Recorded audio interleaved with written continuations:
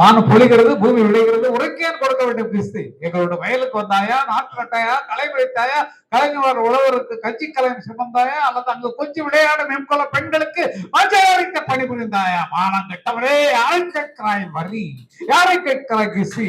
போர் எடுத்து நெற்குறிக்கும் மேல நாட்டு உழவர் கூட்டம் பறக்கியர் உடலையும் பார்த்து தலைகளை நெற்கதைகளா சாய்த்து விடும் ஜாக்கிரதை. இவ்வளவு பெரிய டேலாக்கெல்லாம் கேட்டிருக்கோம் இல்லையா? இல்ல இது வந்து ஒரு ஆரம்பத்துக்கு தான். அது படத்துல வரும்போது நல்லா இருக்கும். இன்னைக்கு அவங்க நடிச்சு காட்டணும் அப்படிங்கிறதுக்காக இதெல்லாம் பண்ணாங்க. டைலாக்கள் அந்த கேரக்டர் அவரை எடுத்துட்டாரு, இவங்களை சரி கரெக்டா புரியுதா உனக்கு? முடியாது, எங்க வீட்டு பண்ண மாட்டாங்க. வீட்டுல பழகிட்டு அவன் கூட ஓடி வரையாவா, நம்ம போய் எங்கேயா வாழ்ந்துக்கலாம்னு சொல்ல தெரியலையாமா உனக்கு? இந்த காலத்துல வந்து அப்படிதாம்மா. எங்க வீட்டுல ஒத்துக்கலையா? இருந்தாலும் பரவாயில்ல. இல்லம்மா, நான் இன்னும் எனக்கு வேலை கிடைக்கல, எனக்கு நான் எப்படி ஒண்ணு வச்சு காப்பாத்த, அதுக்கப்புறம் எதுக்கு பண்ணல, நீ பண்ற கஷ்டத்தை நானும் போடுறேன், இப்படி வா நான் வரேன். இல்லம்மா முடியாது, தங்குறதுக்கு கூட இடம் இல்லம்மா, தங்குறது சட்டத்துல கூட தங்கலாயா, நீ வா அப்படின்னு சொல்லி இழுத்து இந்த மாதிரி கூட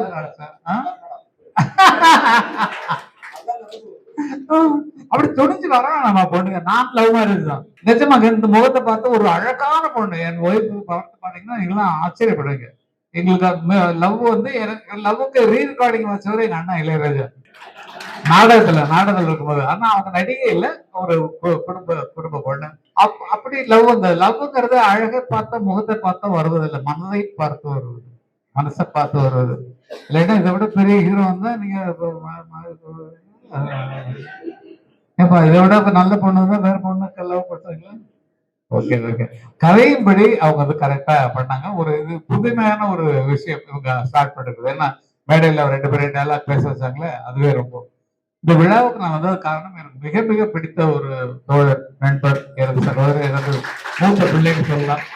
அவங்களுடைய விழாக்கள் எல்லாத்துக்கும் நான் சென்று கொண்டிருக்கிறேன். அவர் பாடுபடுவது மக்களிடம் தனது கருத்துக்கள் போய் சேர வேண்டும். தனது ஒரு கூட்டமாக வைத்துக் கொண்டு ஒரு பெரிய மாநாடு நடத்தினார். அத்தனை பேரும் மெம்பர்களாக இருந்து அவர்கள் மூலமாக இதை வந்து எவ்வளவு கொண்டு ஜனங்கள் முன்னால் சேர்க்க வேண்டும் என்ற பெரிய திட்டத்தை வைத்து பண்ணி கொண்டிருக்கிறார். அந்த ஐடியா எனக்கு பிடிச்சிருந்தது. அதை பற்றி இன்னைக்கு நிறைய பேசியிருக்கிறோம். கூடிய விரைவிலேயே அவருடைய திரைப்பட விழா முதலாவது அங்க ரிலீஸ் ஆயிடுச்சு. சென்னையில ரஜினி சாருடைய அண்ணன் ரஜினிகாந்த் வந்து ஆன் பண்ணோம். நானும் ரஜினி ரொம்ப திக்கஸ்ட் 10 நாளைக்கு முதல்தான் பார்த்தோம். 10 நாளைக்கு அப்ப தனியா உட்காந்து என்ன சட்டை தனியா சாமி தான் கூட, என்னையும் இளையராஜாவே சாமி தான் கூடுவாரு. ஏன்னா நாங்க ஸ்பிரிச்சுவல் ஃப்ரெண்ட்ஸ். காலையில 5 மணிக்கு அவர் வீட்டுக்கு போனேன்னா 5, 5:30, 6 வரைக்கும் அவங்க வீட்டுல மெடிடேஷன் பண்ணுவோம். காலையில 5 மணில இருந்து 6 மணி வரைக்கும் மெடிடேஷன் பண்ணிட்டு தான் போறது வழக்கம். அதனால என்னையும் அண்ணன் இளையராஜாவையும் சாமி தான் கூடுவார். அப்படி இன்னைக்கு வரைக்கும் அப்படிதான். மிக அருமையான மனம் கொண்ட மனிதர்கள் அவங்க. அண்ணன் சொல்ல தட்டியவர்கள் அந்த மாதிரி உள்ள அவங்க அண்ணன் நடிப்பாருன்னு இவர் சொல்லித்தான் எனக்கு தெரியும். வந்து இவருக்கு ஒத்துட்டு இருக்காருன்னா இவர் மேல எவ்வளவு அன்பு இருந்தாலும் அதோட அவர் நடிக்கிறதுக்கு ஒத்துக்கொண்டு இருப்பாருன்னு நினைக்கிறது ரொம்ப ஆச்சரியமா இருக்கு. உங்கள் நினைவுகள் உயர்ந்த நினைவுகள், அந்த உயர்ந்த நினைவுகளிலே உங்களது உன்னதமான படைப்புகள் வெளிவர வேண்டும் என்பதுதான் என்னுடைய மகத்தான ஆசை. நான் 7 மணிக்கு ஒரு இடத்துல சென்று ஒரு திரைப்பட பாடல் இது வெளியீட்டு விழாவில் நான் தான் போய் சுவிட்ச் ஆன் பண்ணோம். அதை போய் அவங்க மற்றவங்க எல்லாம் பாக்குறாங்க, பிரஸ் எல்லாம் வெயிட் பண்ணி அங்க நிற்கிறாங்க. ஓகே, எல்லா விஷயங்களும் எல்லாருக்கும் நல்லா கிடைக்கணும்.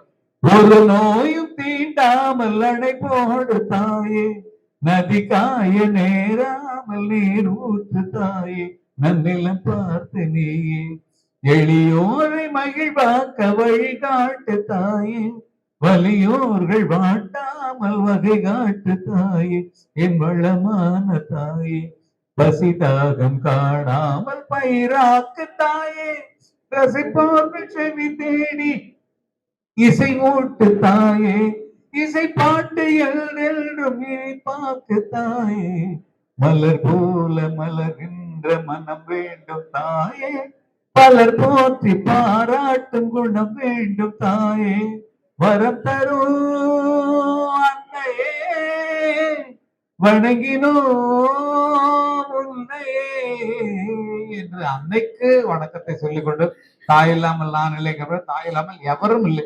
ஆகவே இந்த தாய்க்கு வணக்கங்களை கூறி இவர்களது முயற்சி வெற்றி பெறும் என்று வாழ்த்துகிறேன். இன்னும் கொஞ்சம் முன்னால சொல்லுதான் அந்த நிகழ்ச்சியை காலி பண்ணிட்டு நான் அங்கேயே உட்கார்ந்துட்டு இருப்பேன். அவசரம்லாம் நிச்சயமா வரணும்னு நான் வந்து அவருடைய அன்புக்கு கட்டுப்பட்டு சிறப்பாக எல்லாம் நடக்கும் நம்பிக்கையோடு இருக்க வாழ்வில் வாழ்க்கை.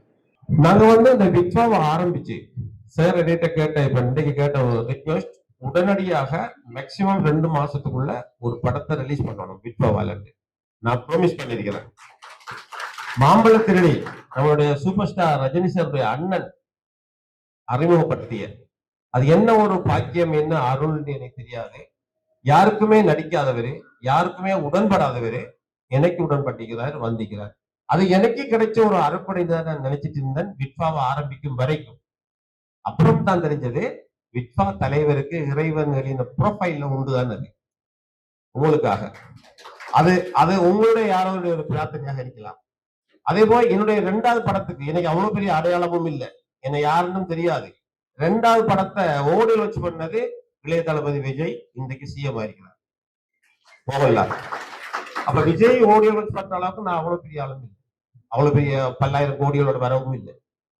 சாதாரண ஒரு ரசிகா ஒரே ஒரு படம் செஞ்சுட்டு ஒரே ஒரு முன்னாள் ஐபிஎஸ் ஆபீசர்ங்கிற ஒரு டைட்டில் தான் எனக்கு, அவங்களுக்கு எல்லாருக்குமே தெரியும். அந்த 2 டைட்டில் தான், தாண்டி எனக்கு ஒன்றுமே இல்லை. ஆனா இளைய தளபதி விஜயை இறைவன் எனக்கு ஓடியில் பண்ணா ஆர்பி சௌத்ரி சார் தலைமையிலே டெத் ஆயிட்டார் சௌத்ரி சார்.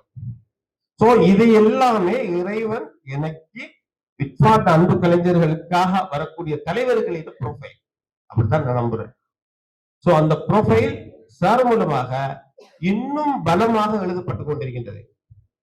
சாரை வந்து ரொம்ப லேட் பண்ண முடியாது, அவர் 7 மணிக்கு பிரசாதம் இருக்கணும் ஒரு படம் வெளியீட்டுக்காக.